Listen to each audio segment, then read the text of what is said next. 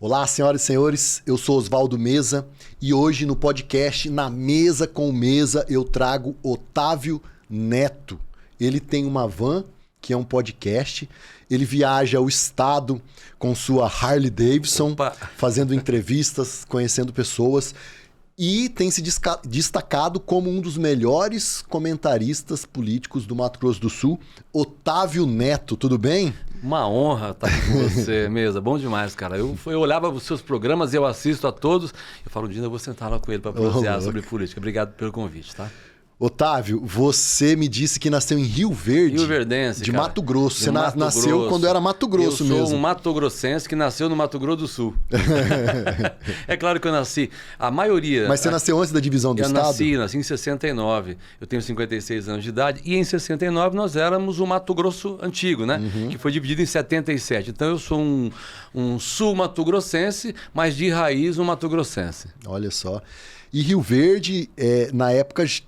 Vamos começar com uma polêmica aqui. Vamos. Eu tenho família em Rio Verde. Uhum. E vamos aproveitar que tá aqui o nosso amigo de Bonito. Como é que é o nome dele? Veron. Veron tá aqui nos bastidores. Vamos fazer uma análise Bonito e Rio Verde. Uau, que fantástico. Eu tenho parentes em Bonito. Em Rio Verde, aliás. Quando nós íamos para Rio Verde, no começo dos anos 90, até 96... Rio Verde e Bonito, eles caminhavam ali meio que pau a pau em relação à estrutura turística. Naturais. Belezas naturais Sim. iguais, praticamente. Isso. Bonito é um pouco mais explorado. Por que Rio Verde não se desenvolveu como Bonito se desenvolveu? Hoje, Bonito, aparece uma poça d'água, o pessoal já monta um resort em volta, já faz uma... É uma questão de visão. Eu sou de Rio Verde, vivi lá, a minha infância foi tomando banho naquele rio, que era um rio gigante, aprendi a nadar comendo peixinho que eu pegava no rio, e a gente comia o peixinho que era para aprender a nadar. Rio Verde tinha cachoeiras, continua tendo, porém hoje 1/3 do que era na minha época de criança. A água diminuiu por conta das lavouras que foram surgindo ao longo da nascente do rio. Lá em Bonito, isso demorou a acontecer, está acontecendo agora, existe uma preocupação muito grande com essas questões, mas a classe empresarial migrou para Bonito, não foi para Rio Verde. E aí eu quero pegar uma carona e dizer o seguinte, a região norte de Mato Grosso do Sul é uma região pouco apoiada, e isso não é do atual governo, não. Historicamente, os governos olharam muito pouco para a região norte de Mato Grosso do Sul, que congrega 11 municípios. Coxim, município de pesca, um município... O que é que você vai fazer em Coxim, turisticamente falando? O que aconteceu com a festa do peixe? Pois é. Entendeu? Aí eu pego carona e falo, poxa, Rio Verde, Coxim, 2 cidades com natureza fantástica, Alto Pantanal. Você pega Corumbá, que é o Baixo Pantanal, você pega a Aquidauana, que hoje tira proveito do Pantanal. Rio Verde, que é um portal, uma região linda, maravilhosa, não tem um hotel fazenda, historicamente falando, conhecido nacionalmente ou a nível de estado. Pequenas pousadas estão surgindo por lá.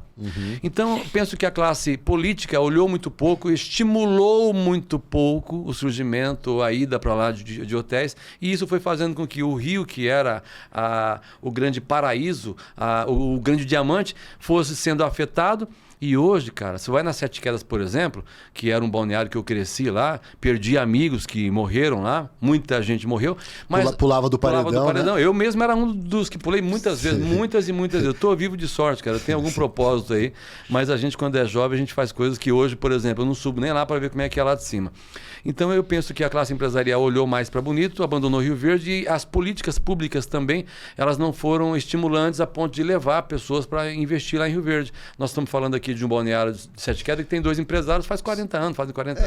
E politicamente falando, você teve lá o Zé Mijão, que ficou, sei lá, 3, 4, 5 mandatos. Cara, ele foi deputado estadual também, viu? Foi, né? Foi. O Mário Krieger, que tinha o açougue lá, o matador, não renova. Não renova, é muito ruim. É uma cidade assim, eu costumo dizer aquela velha frase, se você gostou muito de uma cidade, se você amou muito um lugar, não volta lá achando que você vai encontrar as mesmas pessoas ou ter a mesma dimensão que você tinha antes, por exemplo. exemplo, como eu era jovem, Rio Verde era uma cidade gigante. Hoje eu volto lá por conta da família, mas eu vejo quanto a cidade continua pequena, o quanto aquilo avançou muito pouco, né? Então, para você, às vezes, eu continuo cantando a minha cidade, né? Eu sou muito de ler, e Leon Tolstói falou que se você quer ser universal, pinte sua aldeia. Então eu pinto Rio Verde, que é onde eu morei, pinto Corumbá, onde morei também, Três Lagoas. Hoje minha aldeia é Campo Grande, então eu estou pintando essa capital.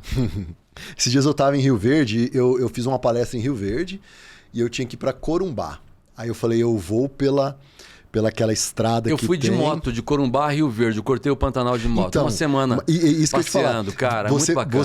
Você vai naquela estrada que você sai lá em Aquidauana, certo? Isso. Eu errei o caminho. No trevo, eu entrei pro Pantanal. Eu andei 50 quilômetros no Pantanal do Nabilec ali, né? Naquelas pontes de madeira. Andei 50 km, meio que eu vi que eu tava perdido, aí eu voltei. Ali é Necolândia. Nhecolândia, né? Eu ia sair lá em Corumbá por dentro. Você ia, mas a viagem que eu fiz de moto, ela não foi por ali. Ela é pelo meio do Pantanal mesmo. Você fez uma viagem meio que assim, a gente cruza o Pantanal, aquelas lagoas, uma hora eu vou te mostrar fotos. É uma aventura incrível. A gente mora numa região muito abençoada, cara. O Pantanal é um santuário lindo, fazendas, a cultura do homem pantaneiro, a comida do homem pantaneiro. Eu sou um crioulo, eu sou um cara raiz. Eu adoro macarrão de comitiva, eu adoro paçoca, eu adoro o arroz carreteiro e cozinho bem. Feijão gordo. Olha só. Essa é a minha área. E aí você saiu de Rio Verde... E vim para Campo Grande. E veio para Campo Grande. Anos 80. Eu acompanhei as Diretas Já. Aquele grande movimento das Diretas Já no Brasil. Você era militante de algum movimento? Nunca estudantil? Eu sempre tive uma predisposição pela leitura, né, e pelas palavras. A minha arte sempre esteve ligada às palavras, assim como a sua também. E eu gosto muito de me utilizar das palavras, não só para escrever, mas para me recordar. Então eu me lembro bem que eu vi aqui na Praça Ali Coelho, e quem tem mais de 45, 50 anos vai se recordar, não. Quem tem mais de 50 vai se recordar bem. Eu participei das campanhas da Direta Já, como participei do Fora Collor, né? Mas eu nunca fiz isso, cara. Pintado. Né? Eu nunca fiz isso defendendo esquerda, direita ou centro. Eu sempre fiz isso pelo meu país. Eu sempre tive uma vocação muito grande pela defesa da minha pátria. E um homem com 56 anos, um pai de 3 filhos, um avô de 3 netos, como sou, eu tenho o interesse que meu Brasil seja um país bom para os meus netos, né? Eu já não vou nem falar para os meus filhos, porque eles já estão também meio caminho. Mas nas Diretas Já eu vi aqui Tancredo Neves, eu vi Fernando Collor de Mello, Fernando Henrique Cardoso, melhor dizendo. O Collor na época ainda era alheio a tudo isso. Lula, Leonel Brizola, tantos líderes da política nacional naquele tempo, e vieram aqui. Ulisses Guimarães, cara, veio em Campo Grande, a gente estava lá assistindo aqueles discursos, eu não tinha noção de que aquilo ia fazer parte da minha vida futuramente como profissional. O quanto aquilo foi importante para mim, porque hoje falar sobre aquilo, vivendo aquilo, para mim é fantástico. Eu devo imaginar que você olha, por exemplo, uma narrativa que tem acontecido hoje, ou um movimento, você fala, eu já vi isso. É muito bom, sabia? É muito bom. Parece um déjà vu, não parece? É um déjà vu, porque te dá uma certa autoridade, não te dá poder, mas te dá uma autoridade, dizer o seguinte, isso eu vivi, eu comento com os meus filhos sempre tiveram em mim uma enciclopédia, meu pai sabe, conversa com meu pai que ele vai falar o que é, o que não é. Na minha casa eu nunca coloquei religião para os meus filhos, como eu nunca coloquei política para os meus filhos também, porque eu compreendo que se eu defendo liberdades, eu tenho que começar a fazer isso dentro de casa. Qual a religião do seu pai? Não, meus filhos, quando eles tiverem condição, nós somos cristãos, ponto. Mas a religião, quem escolhe é eles. E sempre foi assim, com os 3. Eu tenho um filho de 15 anos, eu indico para ele, olha, quando você tiver noção do que é que você quer seguir, você vai e siga. Política, a mesma coisa. Nenhum dos meus 3 filhos sabem o meu posicionamento pessoal político, porque eu vou na urna, cara, e voto. Mas ninguém sabe. Como ninguém... Montão de gente que me assiste acha que sabe. Né? Acha que sabe, o Otávio é esquerda, de repente no outro dia, não, Otávio é direita. Por quê? Porque a minha posição, o que eu penso, ela é minha, eu sou um cidadão, mas eu sou um profissional da comunicação e eu consegui entender, porque é preciso que o homem entenda a si próprio para que ele se faça entender e compreender, que eu não tenho que estar tendo lado numa opinião que eu dou. Eu tenho que dar uma opinião com o máximo possível de isenção, né? A imparcialidade não existe, porque eu vou ser flamenguista até morrer, irmão. Mas eu posso falar do Vasco com isenção. Eu posso falar do Fluminense com isenção. Eu posso falar do São Paulo com isenção. Quando você é parcial, nada presta. Só meu time que presta. Você falar com isenção é você não falar que o Vasco Vasco é bom, porque ele não é bom.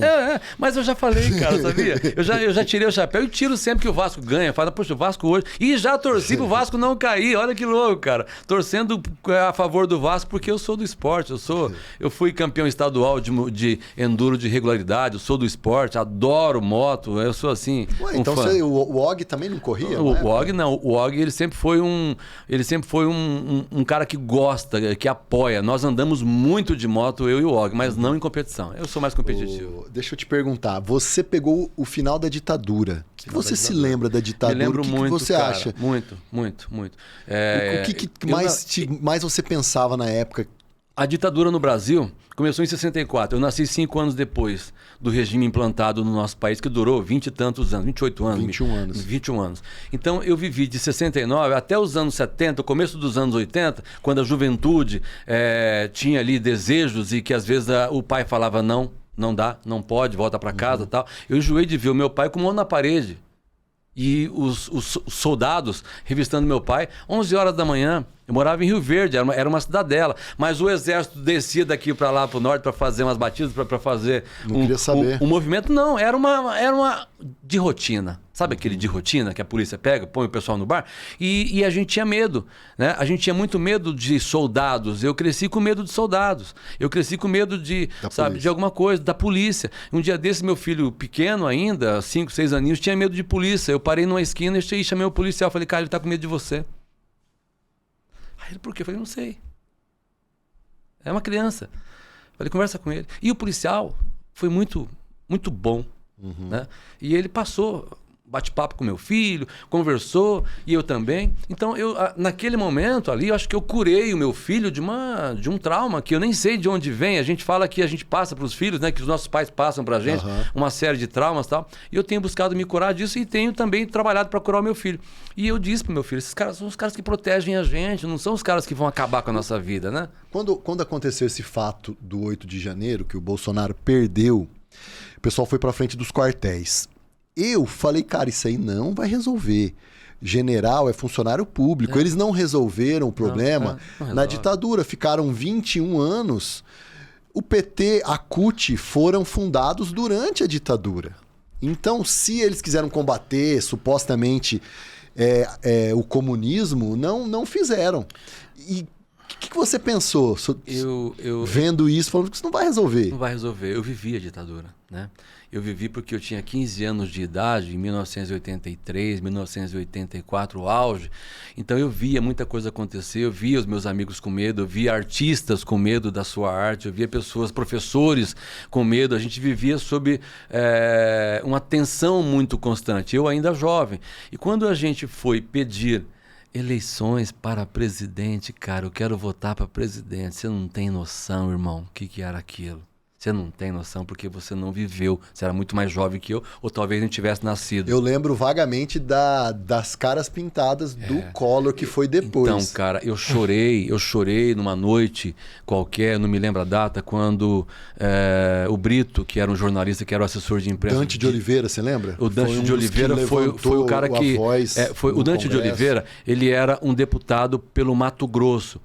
Tanto que a proposta da Direta Já é do Dante de Oliveira. Sim. Entendeu? E ele esteve em Campo Grande muitas vezes. Era um deputado federal que, olha a importância, vamos falar sobre isso daqui a pouco, mas olha a importância que tem um deputado federal para um país.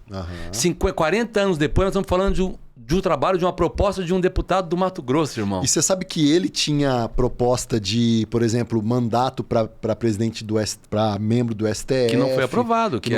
O Dante tinha muita coisa boa. Exatamente. E aí, cara, eu olho para essa data à noite, quando o Brito, ele, que foi governador de Minas também, ele anunciou a morte de Tancredo Neves. Eu, com 14, 15 anos de idade, chorei. E ali, naquele momento, eu vi muitos sonhos ruírem, porque o nosso líder, que era o cara que ia acabar com a ditadura, ia trazer um Brasil novo, que eu não sabia que o Brasil era esse, que depois, vivendo esse novo Brasil, me decepcionei e continuo me decepcionando, que louco. Nós vivemos numa época hoje, se as pessoas tivessem noção o quanto nós desejamos um país melhor e lutamos, fomos às ruas, né? Fomos às ruas num período de ditadura. né, com a anuência dos ditadores, do João Figueiredo, João Batista Figueiredo, que era um ídolo nosso também. Mais, né, eu acho. Eu vivi Médici, né, cara? Eu vivi Costa e Silva. Então eu lembro um pouco agora eu lembro mais do João Batista Figueiredo, que foi um cara que foi tranquilo, ele aceitou, eu acho que ele viu que já não dava mais, né? O Brasil precisava, ansiava, quando o povo quer, não tem como você mudar. E aquele combate ao comunismo, disso eu não lembro, cara, eu vou ser bem franco pra você. Os comunistas vão tomar o Brasil. Eu lembrava que meu pai falava que os comunistas tinham aquela conversa de que comia criancinha, isso é antigo.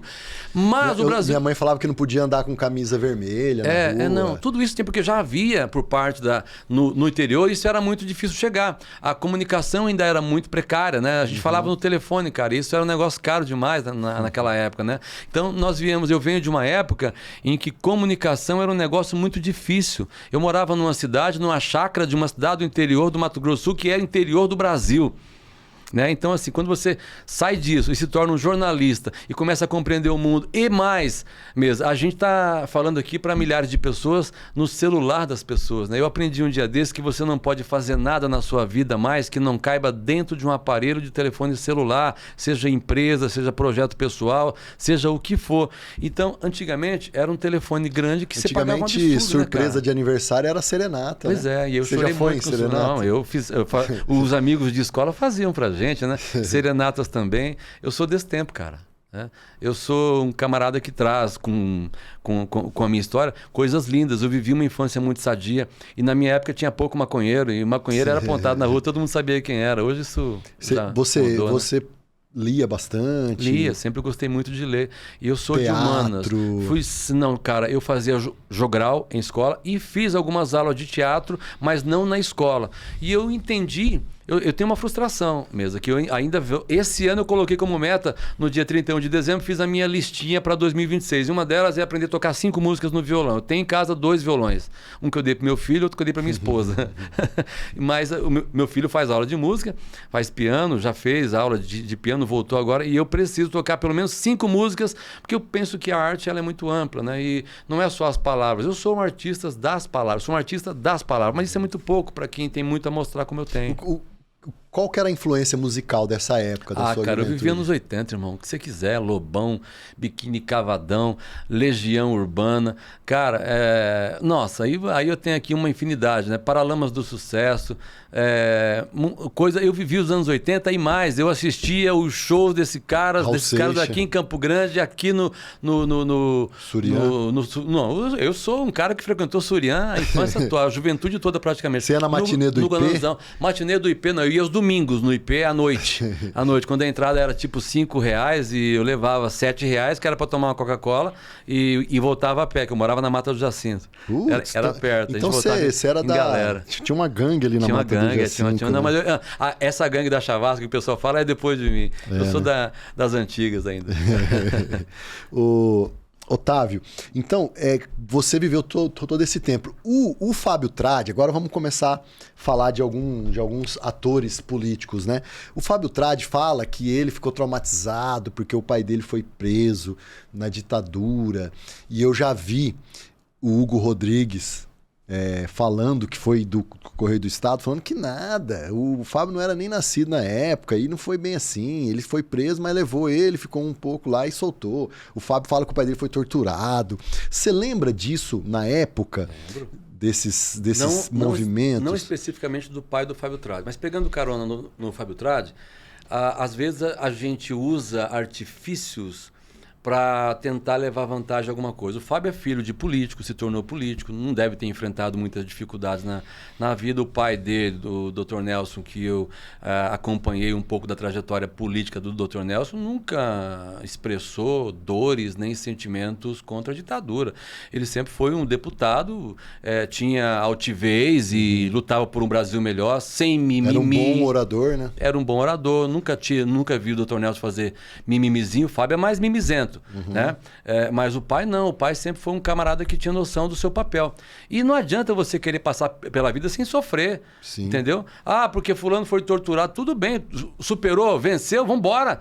que sirva de lição. Eu acho que a gente não pode... Eu acredito assim, o Marquinhos tá aí, o Nelsinho tá aí, o Fábio tá aí. Esses caras viveram na política, irmão, desde que nasceram, né? De berços de político. Então, assim, quais as dificuldades que esses caras tiveram para falar que tem algum trauma de que viu o pai? Não, eu vi meu pai também ser, sabe, assim, colocado em situações terríveis, numa época em que o Brasil também não tinha economia, nada. Meu pai é um guerreiro, meu pai é um vencedor. E apesar de ter passado por situações terríveis, eu não trago traumas do meu pai. Porque se eu quero ser melhor que meu pai, eu preciso primeiro me curar. Entendeu? E olhar pro meu pai e falar, pô, esse cara venceu a ditadura, venceu. Tá, que papo furado. Às vezes tem um papo furado que eu não. Papo não, isso aí é. Vitimista, né? Vitimista, entendeu? Você acha que o Fábio é um trad que não deu certo? Porque o pai dele foi um excelente deputado, os irmãos foram prefeitos e ele foi deputado federal. Muito em conta do Nelson. A turma fala que o Marquinhos e o Nelson fizeram o Fábio, né? O Fábio era o cara que acordava de manhã cedo e falava assim, tipo, eu tenho que ganhar uma eleição. E aí, Nelson? E aí, Marquinhos? Me ajuda. Me ajuda, né? E aí perde 2 eleições, aí vem pro PT. Vamos falar um pouquinho agora do Fábio, depois falamos dos demais personagens aí. O PT hoje, no Mato Grosso do Sul, eu quero dizer o seguinte, o PT está importando nomes, porque o PT não conseguiu, parou no tempo, virou fumaça. Zeca do PT um grande ídolo, Wander uma liderança do PT e só. Não surgiu mais nada. Você sabe que o Zeca, estão importando. Na minha visão, o Zeca começou bem. Ele criou várias coisas, desenvolvimento. Não, um excelente governador. Mas depois parece que foi só. O Mato Grosso do Sul deve muito, a cultura de Mato Grosso do Sul deve muito, o social de Mato Grosso do Sul deve muito ao Zeca. O Zeca Festival de Bonito. Festival América do Sul, uma série de. A Festa do Peixe que a gente comentou no Coxinha. Tudo. O Zeca deu vida a tudo isso, tá? Até os empresários, ele emprestou muito dinheiro para a empresa. Não, foi um governo bacana. Foi um governo bacana. Houve um momento em que, no Mato Grosso do Sul, nós nos cansamos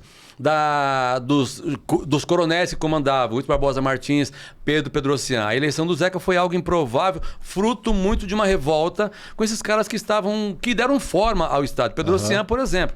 Então o Zeca vence o candidato de Wilson Barbosa Martins, que foi o Ricardo Baixo, uma vitória maluca, foi reeleito governador, deixou a contribuição dele. Inclusive o Ratinho veio pedir voto e o Ratinho é azarado, né?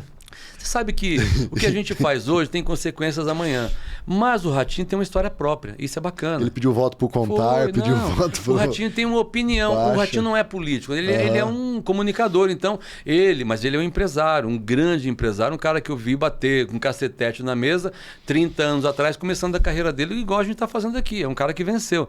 E é um cara que tem autoridade hoje para fazer o filho dele presidente da República. Se você quiser falar sobre isso, já a gente fala. Só para concluir. Sim. O PT está importando nomes. O PT não teve condições de criar um candidato ao governo, importou Fábio Tradi. Qual a história de Fábio Tradi com a esquerda sul-mato-grossense e brasileira? Não, mas ele justifica isso. Porque o meu pai foi torturado. A história ele do nem pai era do nascido, pai, a história do pai do nascido. pai. Pegar carona na história do pai, que já não estava mais aqui, isso também não é legal, entendeu? Sim. Eu tenho que ter a minha história, cara. O que eu penso? O que eu faço? Né? Se eu não consigo oferecer, quem vai governar sou eu. Que papo é esse? Meu bisavô era um invasor de terra, então eu vou invadir terra também? Não, cara. Sim. Essas histórias são muito malucas. Então, assim, aí o PT não tendo, importa a Fábio Tradi. Aí agora está importando também mulher para poder formar a chapa. Gente que não é do PT. E o PT tá assim, aí pega um vereador e um landmark aí que foge da votação, volta da votação, começa a falar da FIEMS, umas conversas loucas. O negócio do PT tá perdido, cara. No Mato Grosso. A Adriane Lopes e Lídio são padrinhos de casamento, de landmark. Assim, o PT tá sem proposta, fez parte do governo Rio durante 3 anos ali, ó. Aí sai, vai falar mal do governo que ele ajudou a construir? Incoerência. Né? O PT se perdeu aqui no Mato Grosso do Sul. Não, o Zeca falando mal da celulose, sendo que ele que trouxe os primeiros projetos de celulose para cá. Wander Lobel, eu tenho dito e continuo falando, o Wander não construiu uma carreira, densidade, nome, marca para ser senador de Mato Grosso do Sul. O Wander ganhou 6 eleições. Parabéns. A entrar para a história. Vai ser candidato a deputado federal se o PT quiser continuar fazendo 2 deputados. E olhe lá. Ou o Wander pode ser um bom suplente da Soraya Tronic. Acho que o Wander, como suplente da Soraya, recoloca a Soraya no jogo, tá, mesa? Porque a Soraya não ganha mais. Vamos fazer conta rapidinho aqui. Soraya ganhou a eleição como segunda colocada. Ganhou do Zeca, ganhou do Delcídio, ganhou do Marcelo Miglioli e ganhou do Moca. Era uma desconhecida. Mas ninguém mais da direita vota nela. Quem falou isso? Quem é que pode provar que ninguém mais que votou nela vota nela? Bolsonarista. Não, mesmo assim. Que é um nicho da mais direita. Mais de 350 mil votos ela teve. Nós não podemos achar que ninguém mais vota nela, porque isso é achismo. O pessoal do centro que votou nela não tem motivo para não votar nela. Pode continuar votando. Ela não tinha voto da esquerda, cara. Então, se ela guardou um pouquinho, se restou um pouquinho da extrema-direita, se ela manteve os votos do centro e ela conquistando os votos da esquerda, a Soraya volta pro jogo. Olha que loucura que a gente está vivendo no Mato Grosso do Sul. Né? Com o Vander Lobé de suplente. Ah, porque daí o Lula ganhando, a Soraya vira ministra. Mas quem falou que o Lula vai ganhar? Sim. Como assim? Não, tá importando a Soraya, tá importando a Tebet. Tá importando o Tebet. Eu esqueci das duas. Além delas, tem também uma corumbaense que foi candidata a deputada na eleição passada, que vem pro PT, que é a Glaucia Yunes. Era a PDT, filiou no PT.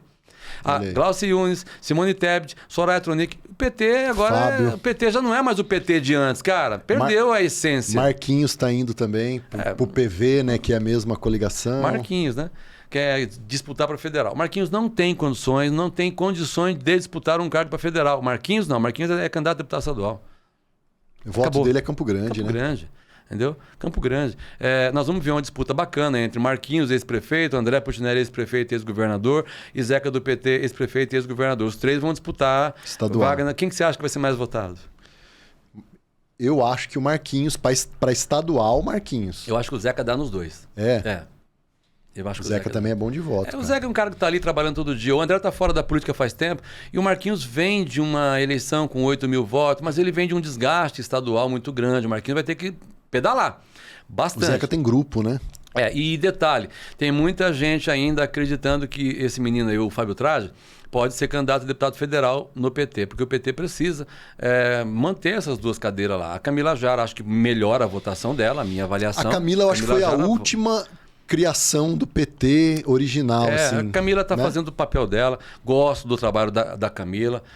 Não estou aqui fazendo campanha para a Camila, não. Estou dizendo que o PT está construindo uma nova geração, mas é uma nova geração que entende a linguagem do PT. Como, por exemplo, os deputados da direita compreendem a linguagem dos eleitores da direita. A Camila faz isso muito bem, se comunica muito bem. Não sei se vai ser reeleita, não é isso aqui o papel. Mas eu acho que ela representa essa nova geração petista, né, que luta também por ideias próprias, né? Por ideais próprios também. Então, nessa época, você acompanhou o movimento do PT, porque o movimento do PT começou junto praticamente com as diretas já, né? Que tinham... Cara, eu acompanho os bancários o PT, aqui, o Zeca. Desde que Sabe que eu trabalhei com a Amarildo, né? Quando eu era menor aprendiz, trabalhei com a Amarildo Cruz, trabalhei com o Silvio Nucci. Pois sim, cara. Eu conheci todos esses caras. E o PT teve uma época no Mato Grosso do Sul. Amarildo era um cara bom, só que ruim de voto, cara. Amarildo, né? Fiscal de rendas, quem que vota em fiscal? Amarildo, fiscal de rendas, o Paulo Duarte também, fiscal. Esses caras tem alguma coisa diferente neles que eles conseguem se eleger. O PT teve o tempo dele aqui no Mato Grosso do Sul que a direita vive hoje. O Mato Grosso do Sul já foi esquerda. O Zeca do PT conseguiu abocanhar esse estado e tinha a maioria dos prefeitos do Mato Grosso do Sul e vereadores eram do PT, exatamente o que acontece hoje com a direita. Então você vê que tinha o João Grandão, lembra dele? Tinha, cara, o João Grandão. Depois se envolveu no escândalo aí da sanguessuga, das ambulâncias, enfim, sumiu um pouco do cenário, né?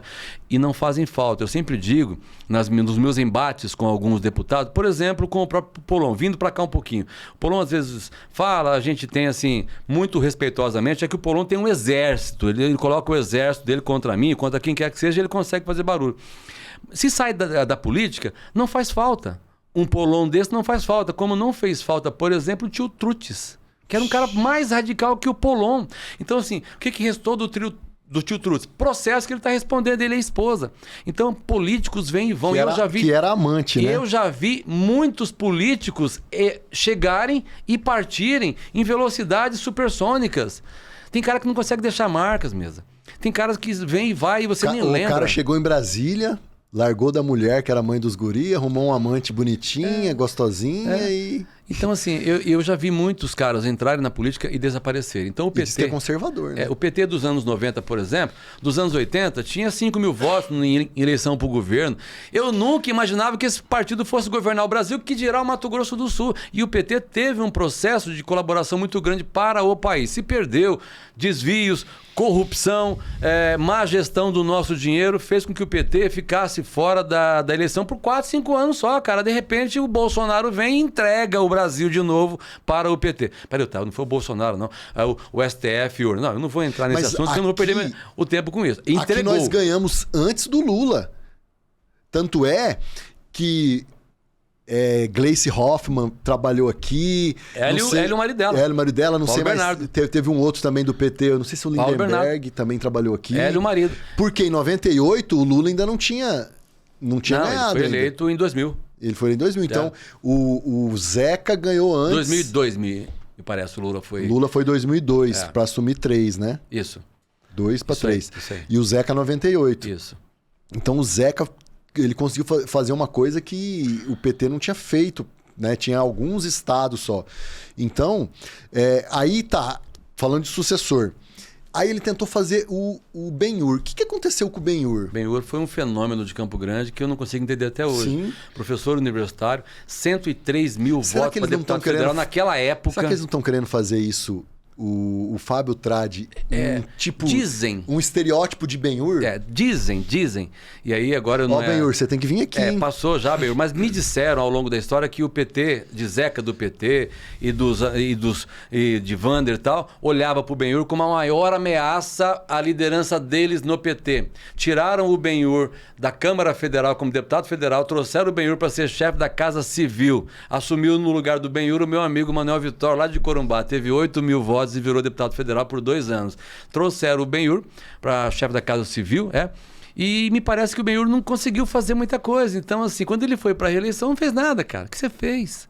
Então o Benhur ali, ele politicamente, o PT conseguiu acabar com a carreira do Benhur, que era uma liderança petista incrível, um cara intelectual. Continua aí, é nosso colega da comunicação. Sim. O Benhur é uma daquelas lideranças que fazem falta para o Mato Grosso do Sul, exatamente como faz falta para o Mato Grosso do Sul um camarada chamado Delcídio do Amaral, cara. Então. Meu amigo, cara que eu gosto, tem os erros dele, politicamente, estrategicamente e tal, mas é um cara que faz uma política brilhante para o nosso estado. Eu conversei com ele, a aula que ele deu aqui sobre energia, incrível. Ele entende demais. A gente conversou sobre o gasoduto. Incrível. Agora, mas o pessoal, o PT falou assim, não, vamos colocar, quando surgiu o mensalão, que não era mensalão, era CPI dos Correios, vamos colocar o Delcídio, porque o Delcídio é PT. Chegou lá o Delcídio, pau. Você sabe sambar, Mesa? Arrebentou. Você sabe sambar, Mesa? Você sabe sambar? Não sei. Então, tem uma coisa que na vida, você não precisa saber sambar para sambar.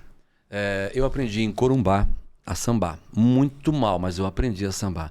E quando você samba, um pouquinho que seja, numa rodinha de samba com quem não samba nada, você já vira rei. Se destaca, né? O Delcídio é um cara que sabe sambar. O Delcídio, em qualquer boteco de esquina, ele chega e fala, meu irmão, Ele não é um cara duro. Ele não é um cara que chega lá e julga, fala, não vou sentar não, que essa cadeira tá político, tem que ser isso. Pô, aí o jornalista Otávio Neto tá aí, puta, eu não gosto dele. Otávio Neto, caralho, senta aqui, vamos tomar uma cerveja. Que... Não fazem mais, cara. Os políticos olham pra mim, olham pra você às vezes, que tem uma opinião diferente da deles, querendo matar, vira a cara. Peraí, nós somos da comunicação. Tem vereador que virou a cara pra mim. Tem, vereador que não gosta de mim, deputado que não gosta de mim. Como assim? Entendeu? E você olha pra isso e fala, o que esses caras querem? Quer que a gente vá lá e diga blug, né? Não dá, velho. Vamos conversar. De repente você pode até mostrar pra mim que você é melhor do que eu olho e vejo. Mas os cares não querem. O cara quer que eu olhe e diga assim, nossa, esse vereador é bonito, esse deputado é bonito. Cara, isso é publicidade. Eu faço jornalismo. Não faço publicidade.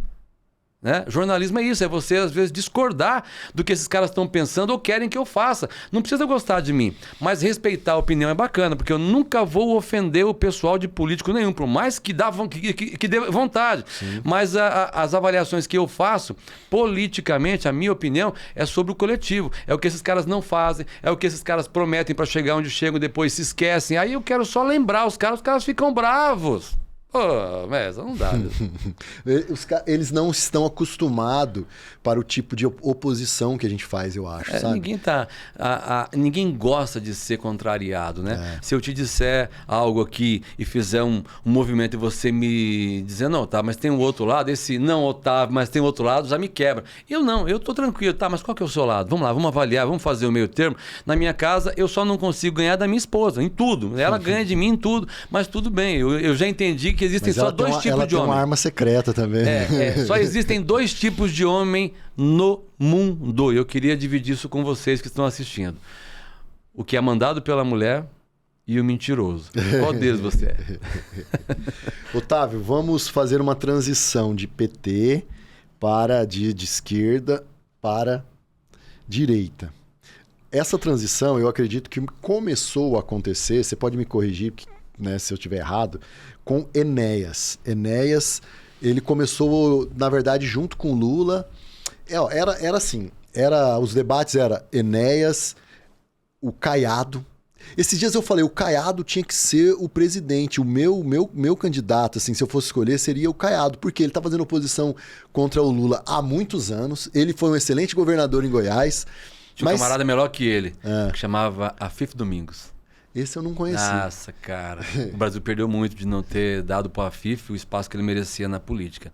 Depois se tornou presidente do Sebrae, um cara altamente preparado. Mário Covas, Leonel Brizola, Orestes Quércia, né? Esses caras todos são personagens desse tempo que você está... Brizola também fazia oposição. Hoje eu vejo o PDT, eu falei para um cara do PDT, eu falei, rapaz, você está cuspindo na biografia do Brizola. O Brizola não era PT. Ele era do PDT e ele era oposição ao Lula. Agora vocês estão tudo com o Lula. É. E o Brizola, ele era um cara... Assim, olha o tamanho do Brizola. Não vamos falar sobre ele aqui, só vamos dar um dado. Governador do Rio Grande do Sul e governador do Rio de Janeiro. O único que fez esse feito, né? Olha o tamanho desse cara, né? O feito dele. Vamos falar sobre Enéas. O Enéas que começou Me dá 30 segundos que eu falo dele. Só que assim, o Enéas, eu tenho minhas particularidades. Eu acho que no campo da economia você tem que ser mais globalista e liberalista. O Enéas era nacionalista. Tinha que fechar tudo e bomba atômica. Se eu te pedir um feito do Enéas, você tem? Não. Porque ninguém tem. Porque o Enéas não fez nada. O Enéas tinha ideias que ele vendia em 5 segundos. Meu nome é Enéas. Nossa, esse cara vai fazer muito. Ele era médico. Esse cara é preparado e tal. Irmão, eu tenho boas ideias. Se você me der 2 minutos aqui, você vira meu sócio em 2 projetos que eu tenho. E eu te garanto que você vai ganhar muito dinheiro. É o que eu estou falando só. Eu estou me vendendo. Entendi. E o Enéas entendeu a mente humana. E ele pegava aquele pouco espaço que ele tinha e conseguiu vender-se muito bem. O Amazonas acabou de eleger um deputado federal, um menino jovem, 28 anos, um dos mais jovens do Brasil. O cara tinha 2 segundos no tempo de televisão. 2. Eu sei quem é. Ele fazia uns vídeos diferentes. Beba água. Né? Beba água, meu nome é Enéas. Então, assim, as pessoas conseguem entender. Já naquele tempo, sem os veículos de comunicação que nós temos hoje, o Enéas sabia fazer isso muito bem. Mas assim... Tem as qualidades dele. Não quero tirar aqui as qualidades do professor Enéas, assim, não. Eu li... Mas não era uma pessoa que... A proposta dele, as propostas de governo dele, eu li.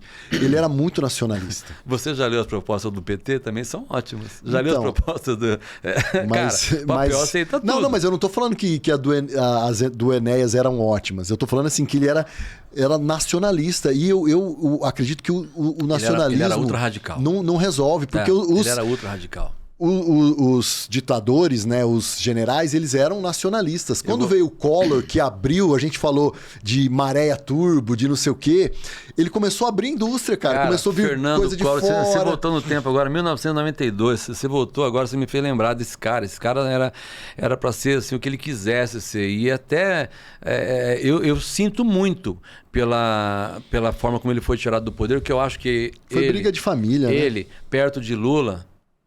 Meu amigo, ele não era nada, é pequenininho assim, ó, né? Foi pego por causa de restos de campanha, uma Fiat Elba, um negócio... Não, e um negócio assim, a corrupção que deu ao Collor essa pecha de bandido, perto do que nós vemos hoje no Brasil, cara, é resto de campanha, um negócio absurdo. O Collor tinha realmente muito a dar para o Brasil, mas o Brasil tem a mania de trocar um ruim por um péssimo, né? Colocamos lá Itamar Franco, velho. que você sabe de Itamar Franco? O que esse cara deu para o nosso país? O Collor teve uma abertura fantástica. Delcídio era ministro de Minas e Energia de Itamar Franco. E aí você pega um Collor de Mello que abriu o país para os carros. Nós andávamos de Fusca Brasília e Variante Corcel. E Gurgel. E Monza e Gurgel. E aí vem o Collor, faz toda uma reviravolta e foi só o começo. Imagina esse cara com muito mais tempo de poder. É claro que a situação, por isso que hoje quem manda no Brasil é o Congresso. Irmão, sempre foi. Desde a redemocratização, o Congresso manda e faz o que quer nesse país, né? Quando eu vi Ulisses Guimarães promulgando a Constituição Cidadã, aquilo está no meu ouvido até hoje, cara, vendo aquele Congresso lotado, aquelas pessoas e tal, como está no meu imaginário aqui agora, os deputados votando pelo impeachment do Fernando Collor de Mello. E dali saíram reeleições e também alguns perderam porque apoiaram o Collor. Então a política e a história mostra, Mesa, que o homem não aprende com a história. A gente está sempre repetindo os erros e os erros são cíclicos e são praticamente os mesmos, principalmente, cara, na política. Como que você vê, então, falando agora dessa mudança de direita, dessa polarização em relação a Bolsonaro? Eu me lembro, depois do impeachment da Dilma, que começou a ventilar o nome do Bolsonaro. Bolsonaro aparecia no CQC, aquelas tiradas polêmicas. Fenômeno, né? Um fenômeno. E foi um fenômeno. Foi. Eu votei em Bolsonaro em 2018 contra a vontade da minha mulher. Pode continuar. E como que você vê essa mudança, essa polarização, essa direita? Existe vida na direita após Bolsonaro? A direita não é bolsonarista. A direita é direita. O bolsonarismo é de direita. A esquerda não é lulista. Tem que diferenciar. E tem muita gente que não consegue, cara. E não quer. E é contra pensar nisso. E vão xingar a gente porque nós estamos falando isso. Gente, a direita é um sistema fantástico, maravilhoso. O bolsonarismo é o que vocês conhecem.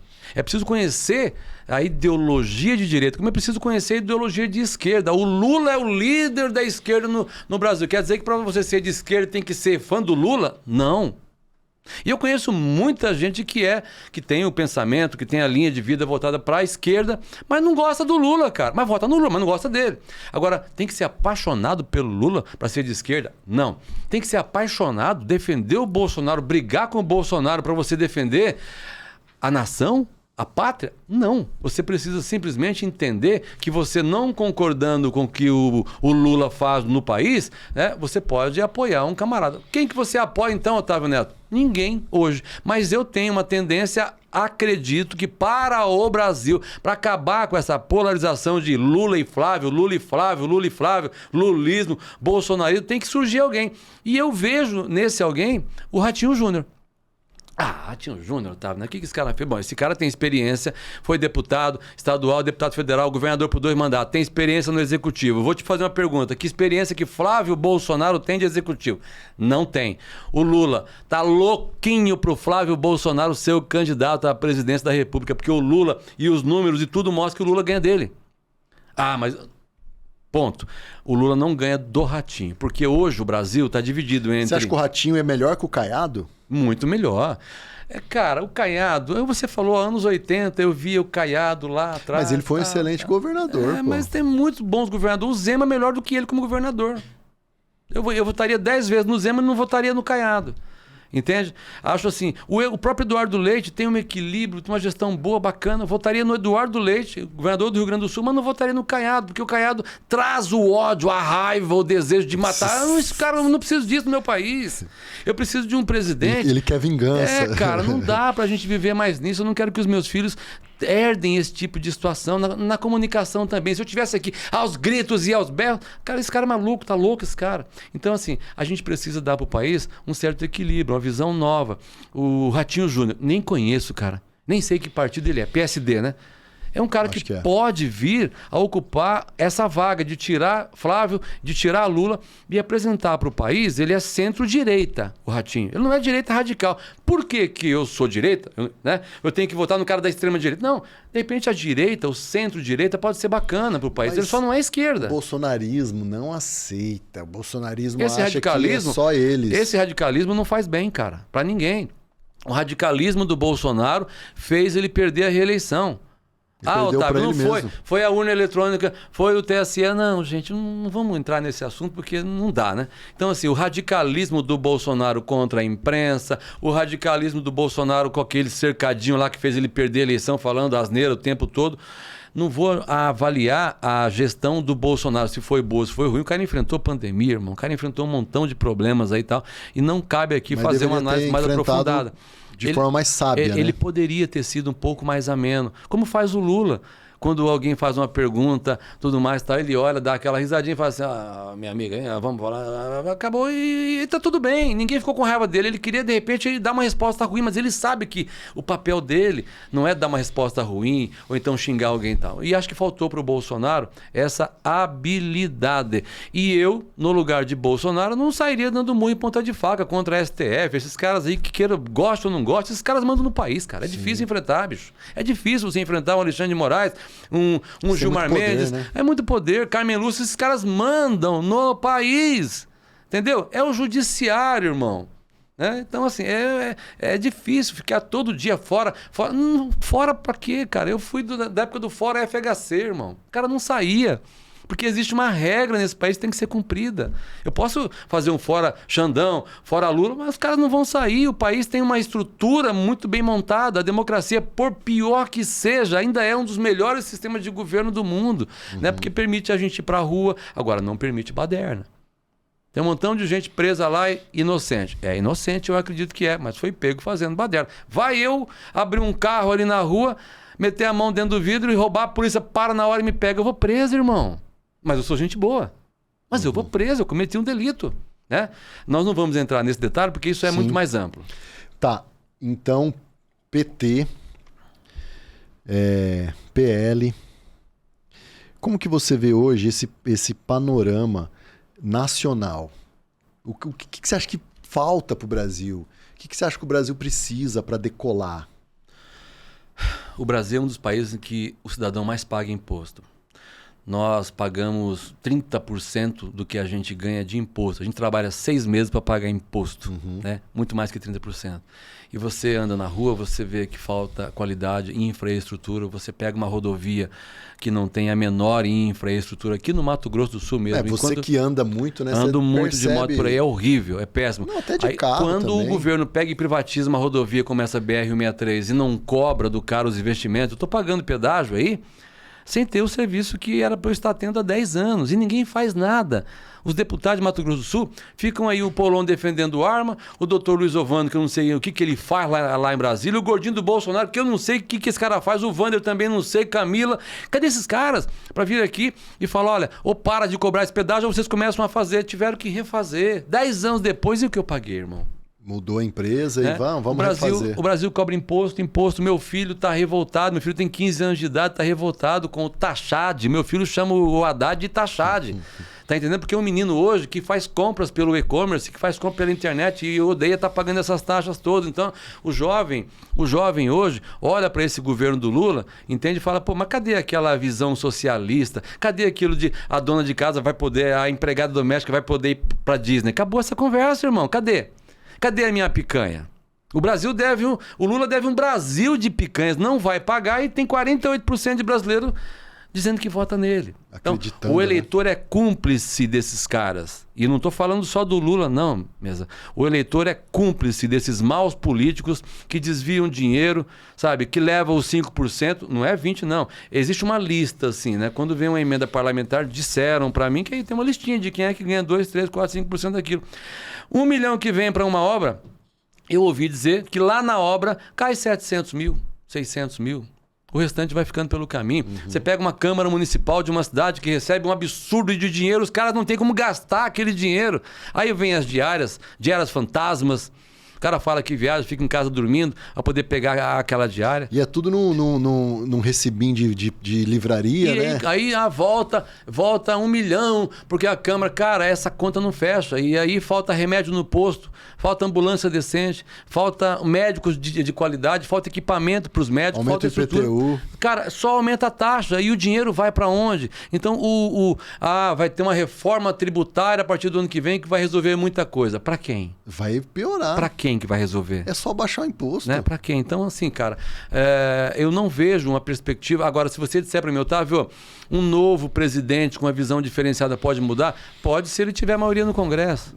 Isso e quem manda é o falar. deputado, então ele tem que dividir o país, entregar ministérios em que ele não vai ter poder nenhum, e eu não vejo perspectivas boas. Infelizmente, nós ainda vamos viver aí os mesmos 30 e poucos anos, desde que a gente começou nesse novo Brasil,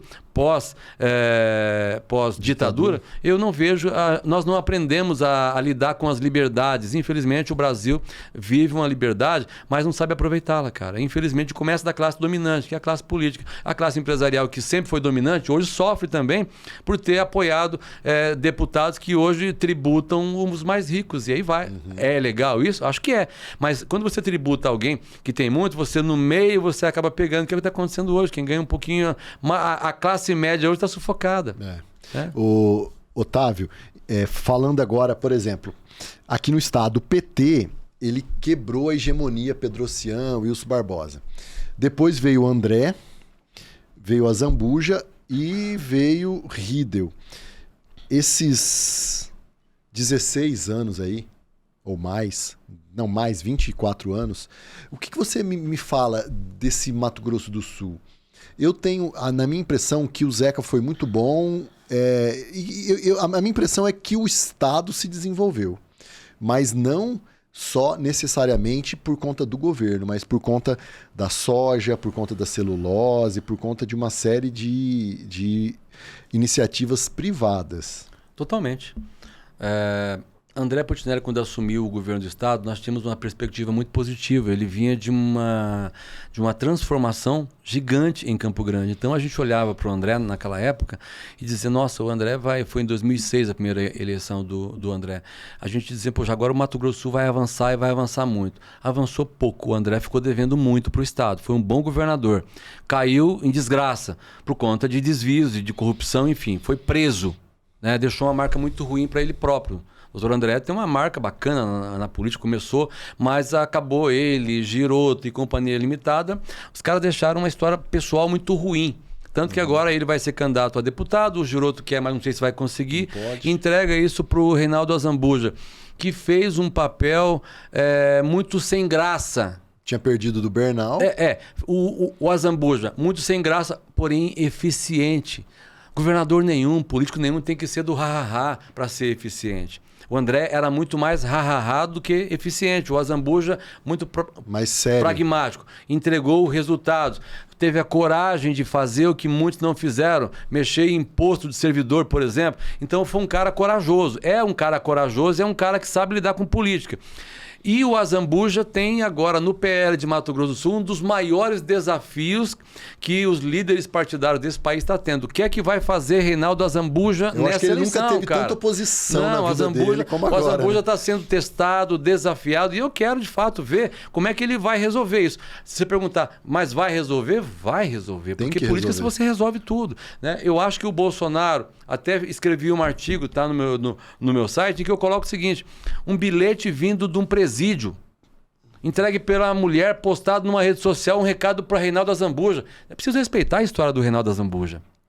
Tá? Não sou amigo dele, nós já tivemos muito embates, eu e ele, mas me respeita, nunca me bloqueou na rede social, e a gente conversa, e eu olho para o Azambuja, ele não diz, olha, vai ser assim, vai ser assado. Ele é estrategista, ele é um político que ajudou muito o Mato Grosso do Sul e conseguiu reeleger um sucessor, coisa que nenhum governador fez antes.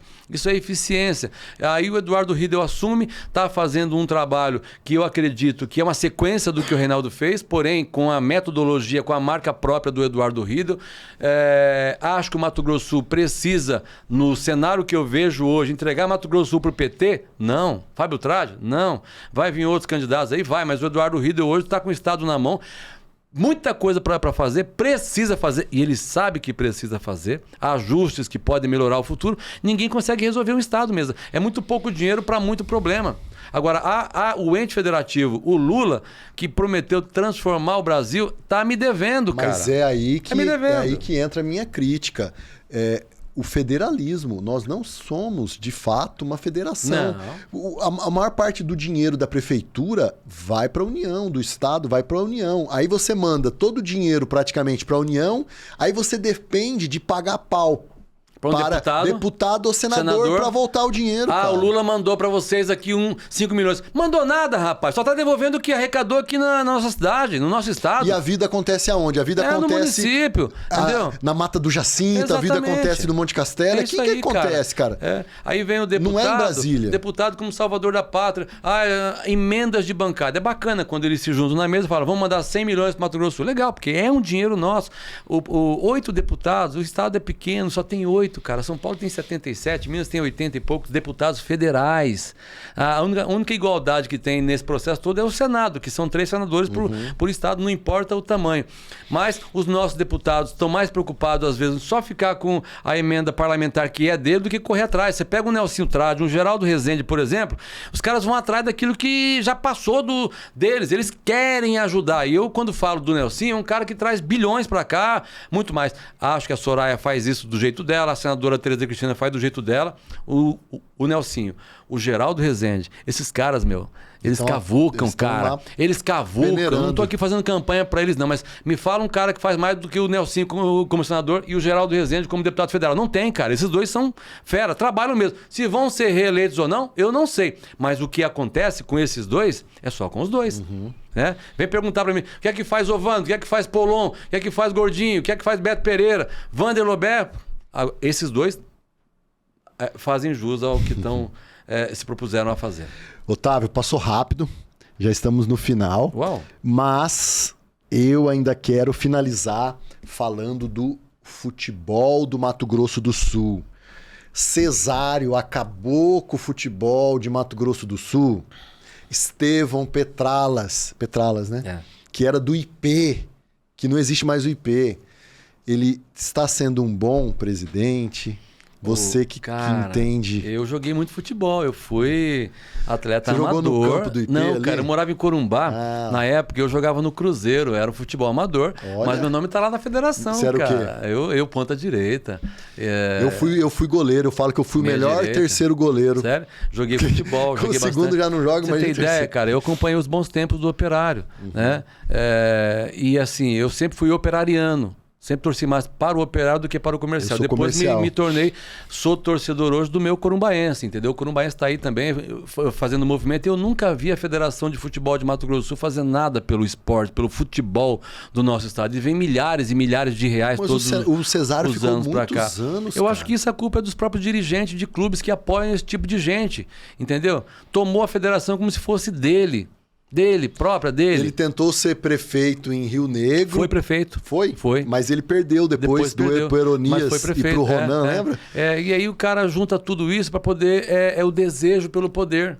A Federação de Futebol de Mato Grosso do Sul, não creio que o Petralas vai ter condições de mudar alguma coisa. Você não espere nada. Houve um deputado estadual que se tornou deputado prometendo mudar. Mas eu acho que a vida tudo. dele ele consegue mudar, porque ganha 250 mil por mês, eu mudaria a minha vida. É muito dinheiro, é uma pena. A gente tem grandes jogadores aqui no nosso estado, grandes nomes que já saíram do futebol sul mato-grossense. O Jean, por exemplo, um cara que era daqui, né? Mas infelizmente falta base. Quando falta base na cidade, no município e principalmente na entidade que rege esse esporte, cara, você não vai conseguir ter sucesso. O nosso futebol vai continuar do jeito que está, enquanto não houver uma transformação, uma mudança gigantesca, como aconteceu, por exemplo, aqui no Mato Grosso. Né?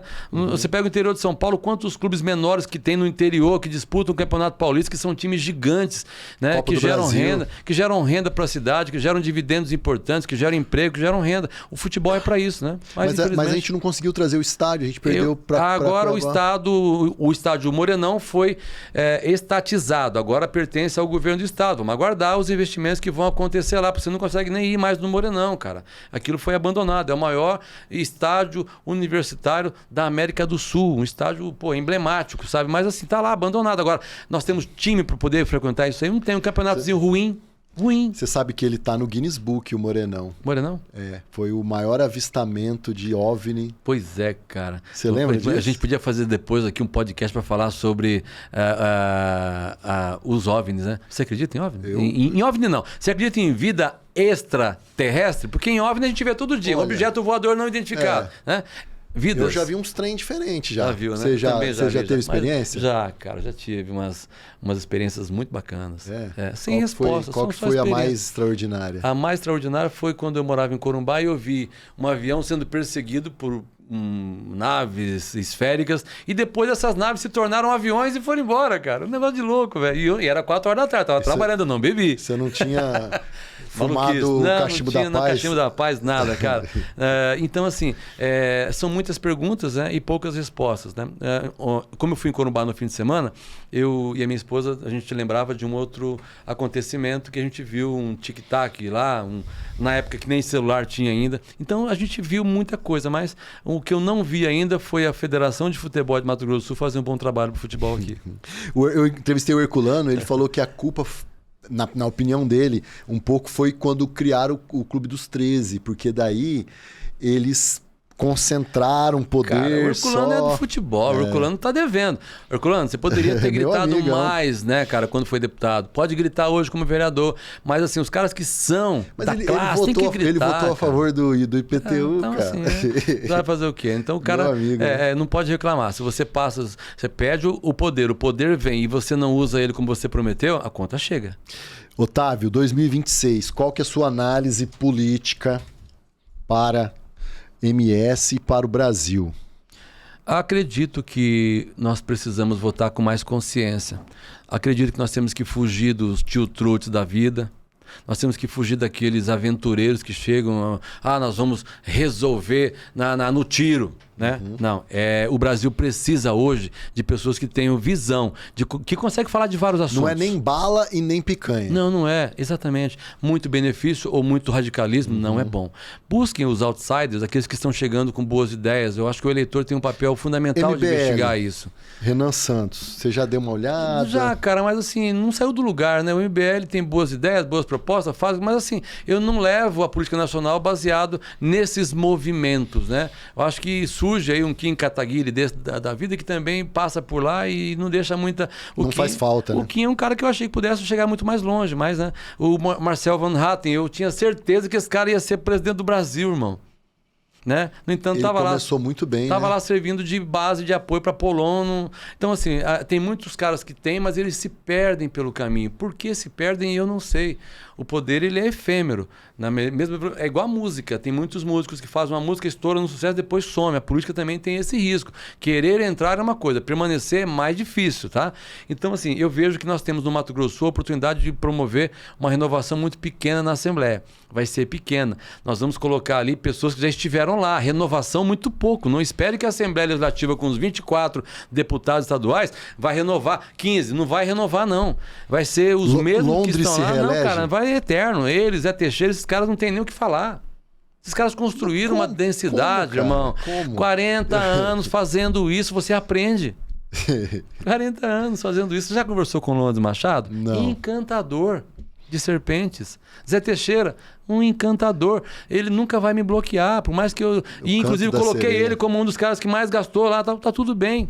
Tá tudo bem. Porque ele sabe que é assim, sempre vai ser assim. O político que entende o papel da imprensa não vai... Kemp se reelege? Reelege o Kemp. Aprendeu a fazer. Tá lá, 4, 5 mandatos, petista, vai se eleger. A Gleice Jânia que vai ter que lutar, mas não acho que ela consiga, não, porque ela tem um Ricardo, um Thiago Botelho, né? Bom que vem voto. forte, camarada que tem gingado, sabe sambar, mal, viu? Mas sabe sambar, entendeu? Que vem e tá afim, quer essa renovação, tem apoio. E quando você vai pro PSDB, problema pro PSDB, vai ficar pequenininho, pelo que a gente tá entendendo, o PL vai crescer, o PL deve fazer 5, 6 deputados estaduais novos. Não, cara, vai o Paulo Corrêa pra lá, irmão. Né? O Coronel Davi já tá lá. E tantos outros que vão para lá para fazer... Tavares provavelmente vai estar inelegível, né, cara? O Tavares não para de...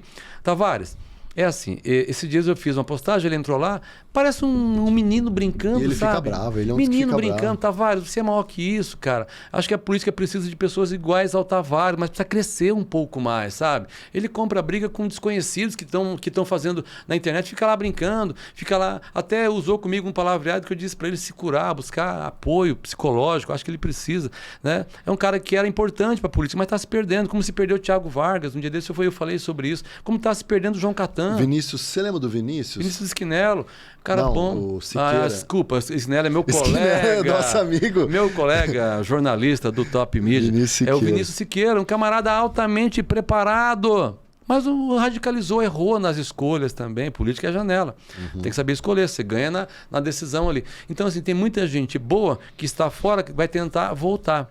Mas a renovação esse ano vai ser muito pequena. Mas eu vou dizer algo para você aqui agora e para os que estão nos ouvindo. Mato Grosso do Sul terá, a partir de 2027, 4 mulheres deputadas federais lá Quem? em Brasília. Pode guardar isso aí. Fala aí o nome. Vamos, Tamara. Não, aí nós estaríamos... A Mara Caseira é da mais votada.